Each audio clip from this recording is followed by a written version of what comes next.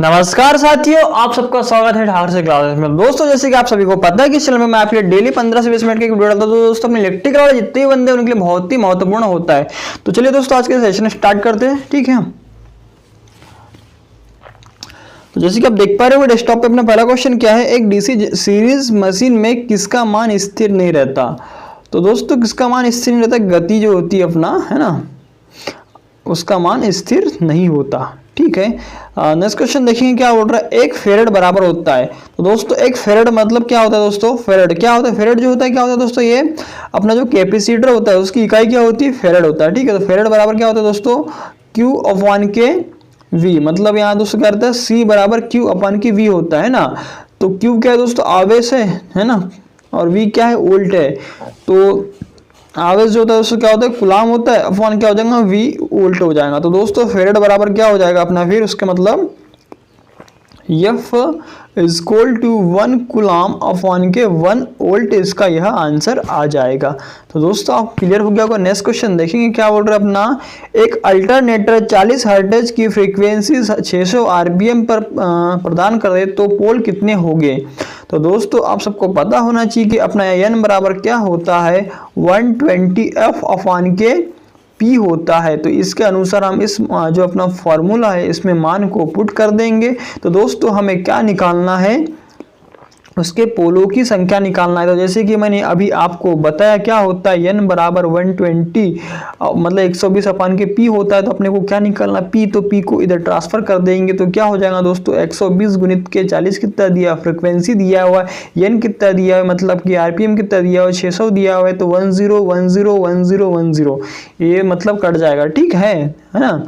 और अपना क्या हो जाएगा दोस्तों, ये देखो ये 4 है, ये 6, 2 का 2, 2 दूनी कितना हो जाएगा, 4, 2 तिया 6 हो जाएगा, 3 चौ 12 हो जाएगा, और 4 दूनी 8 कितना हो जाएगा दोस्तों, अपना पोल कितने आ जाएंगे, 8 आ जाएंगे। ठीक है, तो अपने पोल कितने आ जाएंगे, 8 आ जाएंगे। ठीक है, कैसे निकाला आपको समझ आ गया होगा। नेक्स्ट क्वेश्चन देखेंगे क्या बोलना चाह रहा है। नेक्स्ट क्वेश्चन, वास्तविक शक्ति व आभासी शक्ति के अनुपात को क्या बोलते हैं। तो जो अपनी पावर फैक्टर होता है cos फाई होता है, आप सभी को पता ही होगा क्या होता है, KW मतलब कि वास्तविक शक्ति बटे के आभासी शक्ति KVA होता है। तो दोस्तों, ये आपको यहाँ पे करना था। तो उन्होंने देखो क्या दिया हुआ है, मतलब कि किसको बोलते हैं पूछना जा रहा है क्वेश्चन में, तो किसे बोलते हैं, पावर फैक्टर को बोलते हैं। ठीक है, आगे देखेंगे। नेक्स्ट क्वेश्चन क्या बोल रहा है, सिंक्रोनाइजिंग की डार्क लैंप विधि में अल्टरनेटर सिंक्रोनाइज हो जाते हैं। दोस्तों, ये अपनी मेथड होती है। तो उसके अंतर्गत बोल रहा है कि क्या होगा, जो अपना लैंप क्या होते हैं, लैंप युगल रूप से बुझ जाते हैं।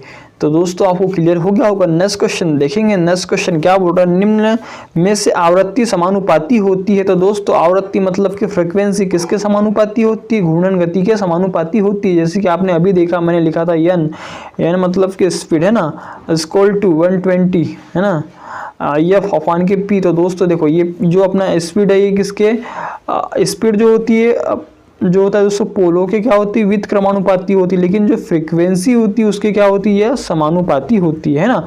तो उन्होंने हमें क्या पूछा है, जैसे कि आप क्वेश्चन देख पा रहे होगे, क्वेश्चन बोला है निम्न में से आवृत्ति किसके समानुपाती है। तो घूर्णन गति, देखो ये n घूर्णन गति है ना, स्पीड है ना, तो उसकी यह समानुपाती होती है। तो ठीक है दोस्तों, आपको यह क्लियर हो गया होगा। नेक्स्ट क्वेश्चन देखेंगे अपना। इस क्वेश्चन क्या बोल रहा है, एमकेएस प्रणाली में शक्ति का मात्रक होता है। तो दोस्तों, शक्ति का मात्रक एमकेएस प्रणाली में क्या होता है, किलोग्राम मीटर पर सेकंड होता है। तो दोस्तों, आपको क्लियर हो गया। और नेक्स्ट क्वेश्चन देखेंगे, अगर आपको एमकेएस नहीं पूछता है ना, ओनली शक्ति का मात्रक पूछता है, तो आपको क्या बताना, वाट बताना है। ठीक है, आगे देखेंगे। नेक्स्ट क्वेश्चन क्या बोल रहा है, निम्न में से एक ठोस अचालक नहीं है। दोस्तों, कौन सा नहीं है, यह सेलेक्ट जो है यहाँ पे एक ऑप्शन दिया हुआ है, वह नहीं है। एबोनेट भी है, काज भी, अब्रक, ये सब क्या ठोस अचालक होते हैं, विद्युत रोधी पदार्थ होते हैं, लेकिन जो यहाँ पे सेलेक्ट दिया हुआ है वह नहीं होगा, इसलिए इसका आंसर यह हो जाएगा। नेक्स्ट क्वेश्चन देखेंगे क्या बोल रहा है, ऐसी परिपथों का वह गुण जो उल्टता के मानों में परिवर्तनों का विरोध करता है। तो दोस्तों, वह क्या बोल रहा है, उल्टता के मानों में परिवर्तनों मतलब कि वोल्टेज के मान में परिवर्तन का विरोध करता है ना। वोल्टेज के जो मान होता है उल्टता के मान में, तो दोस्तों वो क्या करता है, अपना कैपेसिटेंस करता है। और यही दोस्तों, अगर आपको धारा में पूछता तो उसका क्या आ जाता, इंडक्टेंस आ जाता है ना। तो ठीक है दोस्तों, आपको क्वेश्चन क्लियर हो गया होगा। नेक्स्ट क्वेश्चन देखेंगे क्या बोल रहा है, निम्न में से कौन सा आवेश रहित कण है। तो आप सभी को पता है कि अपना इलेक्ट्रॉन होता है, एक प्रोटॉन होता है और एक होता है न्यूट्रॉन। इन तीनों में आप सबको पता होना चाहिए कि इलेक्ट्रॉन पे भी चार्ज होता है, प्रोटॉन पे भी चार्ज होता है। इलेक्ट्रॉन पे क्या होता है दोस्तों, माइनस 1.6 इंटू 10⁻⁻19 है ना कूलाम का आवेश होता है। और दोस्तों यही अगर प्रोटॉन में बोलेंगे आपको तो पॉजिटिव प्लस आ जाएगा 1.6 इंटू 10⁻⁻19 कूलाम का आवेश होगा। तो उन्होंने क्या पूछा हमें आवेश रहित होता है, तो दोस्तों कौन होता है, ये न्यूट्रॉन होता है। तो ठीक है दोस्तों न्यूट्रॉन होता है। तो चलो न्यूट्रॉन होता है, इस पर क्या होता है, यह उदासीन होता है, मतलब कि इस पर कोई आवेश नहीं होता। तो दोस्तों आप सबको पता होना चाहिए कि जो अपना न्यूट्रॉन थे उसकी खोज किसने की थी। जो न्यूट्रॉन था दोस्तों उसकी खोज क्या की थी, जेम्स चैडविक ने न्यूट्रॉन की खोज की थी। जो इलेक्ट्रॉन होता है मैंने इसका आपको आवेश तो बता ही दिया। तो सर जे थॉमसन थे जिन्होंने इलेक्ट्रॉन की खोज की थी, तथा जो प्रोटॉन था दोस्तों गोल्डस्टीन जो वैज्ञानिक थे उन्होंने इसकी खोज की थी। तो दोस्तों आपको यह क्वेश्चन पूरा का पूरा क्लियर हो गया होगा। नेक्स्ट क्वेश्चन देखेंगे क्या बोल रहा है। नेक्स्ट क्वेश्चन बोल रहा है कि मध्यम क्या बोल रहा है दोस्तों, नेक्स्ट क्वेश्चन मध्यम वोल्टेज केबल बनाए जाते हैं। तो दोस्तों जो अपना मिडिल वोल्टेज जो होता है मध्यम है ना वो कितना होता है 650 वोल्ट तक का होता है। तो वहां तक का यूज किया जाता है मध्यम वोल्टेज की केबल को। ठीक है नेक्स्ट क्वेश्चन देखेंगे क्या बोल रहे हैं। निम्न में से एक सूत्र ओम के नियम के अनुसार शक्ति ज्ञात करने से संबंधित नहीं है।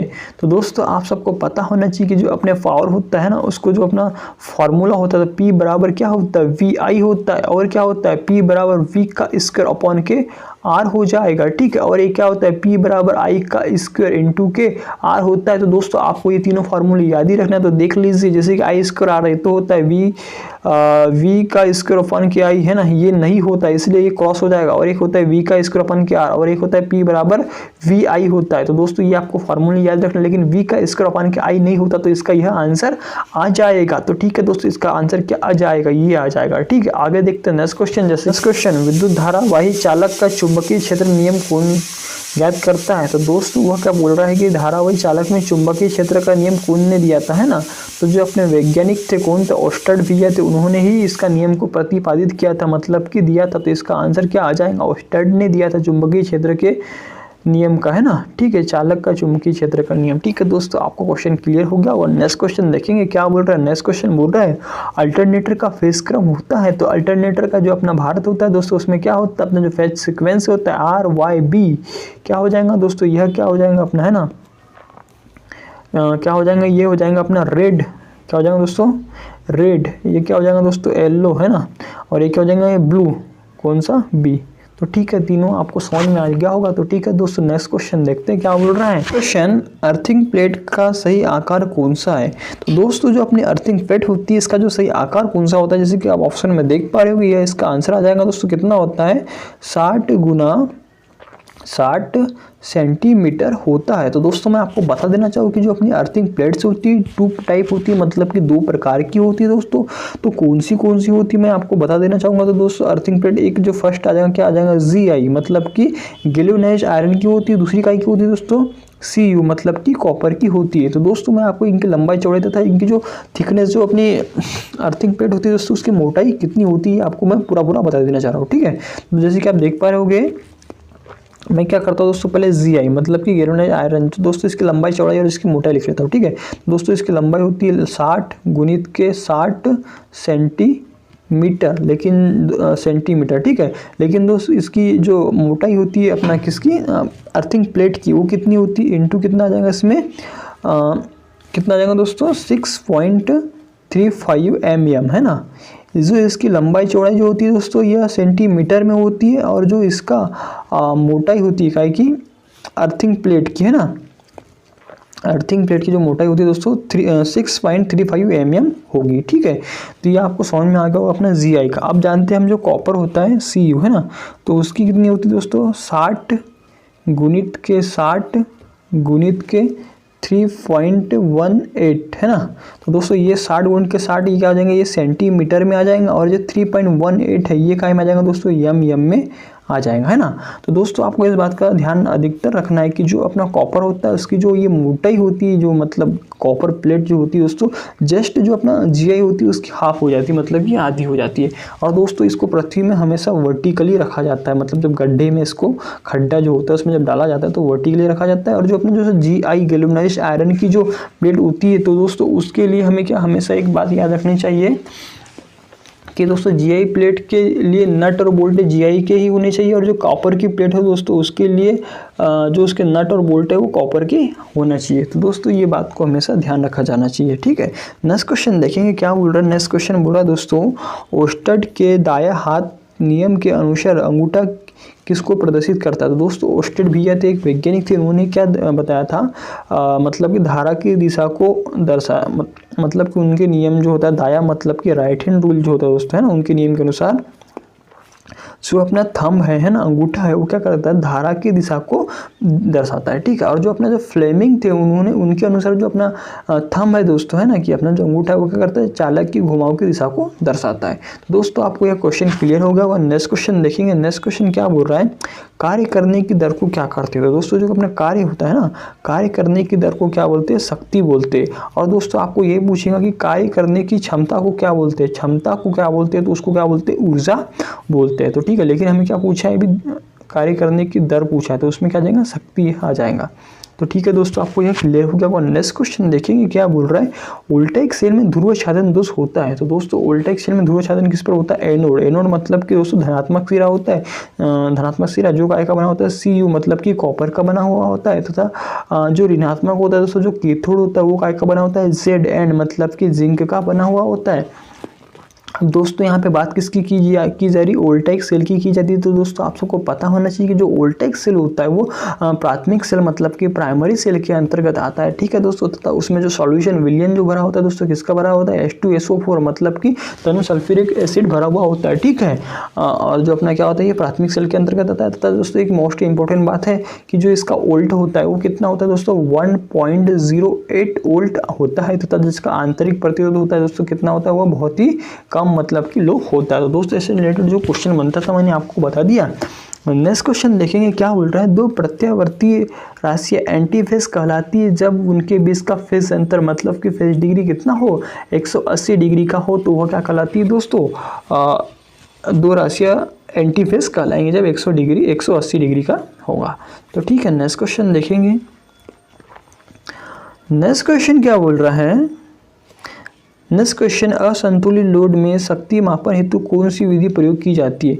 दोस्तों असंतुलित लोड है तो आपने देखा ही होगा 1 मीटर वाट होती है, और एक होती 2 मीटर वाट, और एक होती 3 मीटर वाट। तो दोस्तों हमको यह क्या पूछना चाह रहा है, असंतुलित लोड में पूछा, तो दोस्तों उसका आंसर क्या आ जाएगा, 3 मीटर वाट मेथड का यूज़ करते हैं, ठीक है। आगे देखेंगे नेक्स्ट क्वेश्चन क्या बोल रहा है। नेक्स्ट क्वेश्चन बोल रहा है पिच फैक्टर ज्ञात करने का सूत्र क्या है।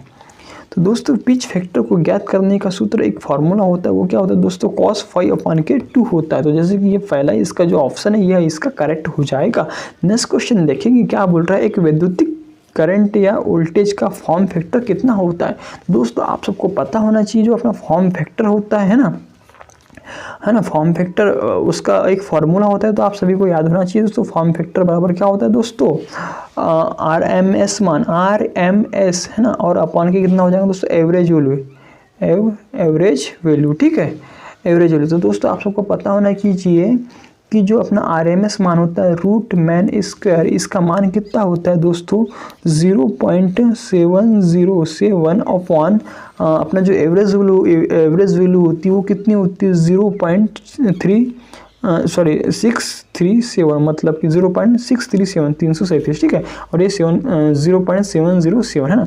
जब आप इसमें जब भाग दे देंगे है ना, तो दोस्तों जो अपना फॉर्म फैक्टर है उसका मान कितना आ जाएगा दोस्तों, 1.11। ये जो फॉर्म फैक्टर होता है ना, उसका मान आ जाएगा, कितना आ जाएगा, 1.11 आ जाएगा। तो दोस्तों जैसे कि आप अपना इसमें देख पा रहे हो इसका आंसर ये है, इसका आंसर आ जाएगा। तो दोस्तों आपका इसको फार्मूला भी याद रहना चाहिए तथा मान कितना होता है वो भी याद रहना चाहिए, क्योंकि दोस्तों एग्जाम की दृष्टि से सब चीज़ IMP है, मतलब कि इंपॉर्टेंट है।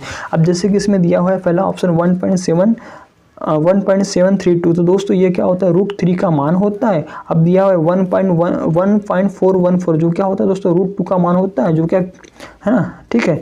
आगे देखेंगे नेक्स्ट क्वेश्चन, एक मिनट देख लीजिए, ये दिया जैसे कि आप देख पा रहे हो 0.70 होती है, ये क्या होता है, RMS वैल्यू होती है, ठीक है। नेक्स्ट क्वेश्चन देखेंगे क्या बोल रहा है, विद्युत धारा की गति होती है। नेक्स्ट क्वेश्चन, विद्युत धारा की गति कितनी होती है? तो दोस्तों आप सबको बहुत ही पता होना चाहिए, इलेक्ट्रिकल वाले बंदे इनके लिए बहुत ही इंपॉर्टेंट क्वेश्चन है कि विद्युत धारा की गति कितनी होती है। तो कितनी होती है दोस्तों? 3 गुणित कर 10⁸ की घात मीटर पर सेकेंड, ये जो अपनी स्पीड ऑफ लाइट मतलब कि धारा की गति होती है। ठीक है, तो इतना आपको क्लियर हो गया होगा। ठीक है, नेक्स्ट क्वेश्चन देखेंगे क्या बोल रहा है। मीट्रिक प्रणाली में 1 HP बराबर कितना होता है? दोस्तों आप सबको पता होना चाहिए कि अपने यहाँ 2 प्रणाली होती है, एक होती है मीट्रिक प्रणाली और एक होती है ब्रिटिश प्रणाली। ठीक है, तो दोस्तों उन्होंने क्या पूछा अभी हमें, मीट्रिक प्रणाली। तो दोस्तों आप सबको पता होना चाहिए कि मीट्रिक प्रणाली में कितना होता है अपना 735.5 वाट होता है। ठीक है, तो दोस्तों इसका आंसर क्या आ जाएगा? यह इसका आंसर आ जाएगा। अगर आपको ठीक इसी प्रकार ये पूछता कि दोस्तों कि एक ब्रिटिश HP में कितना, मतलब एक ब्रिटिश प्रणाली में 1 HP बराबर कितना होता है, तब आपको क्या लगाना पड़ता? 746 वाट, मतलब कि 740 वाट होता है। तो दोस्तों आपको एग्जाम की दृष्टि से ये सब पता होना चाहिए, इसलिए मैं आपको बता दे रहा हूँ। ठीक है, नेक्स्ट क्वेश्चन देखेंगे, DC सीरीज मोटर को स्टार्ट करने में प्रयुक्त स्टार्टर हैं। तो दोस्तों इन्होंने क्या पूछा है हमें, DC सीरीज मोटर के बारे में पूछा है। तो जो DC सीरीज मोटर होती है उसको स्टार्ट करने के लिए हम क्या करते हैं? 2 पॉइंट स्टार्टर का यूज़ करते हैं। अगर दोस्तों आपको शंट मोटर के बारे में पूछेगा तो उसमें क्या होता है? 3 पॉइंट स्टार्टर का यूज़ करते हैं।